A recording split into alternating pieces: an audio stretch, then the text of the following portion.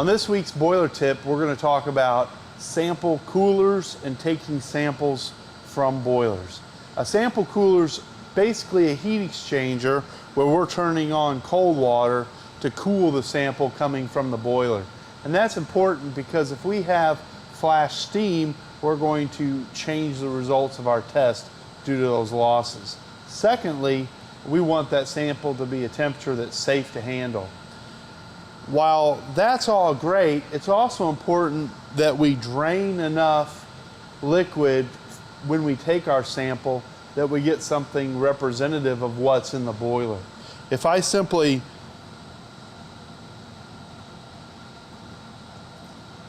take a sample, I haven't taken water from the boiler. I've taken water that was in the sample cooler piping, and it could have been there since last week or the last time that I took a test. So when we're going to take a chemical sample, we really want to let that sample run to drain or to the floor long enough that we're ensured that we're getting a fresh sample into the cooler. And we can tell that by looking at the temperature coming into the cooler.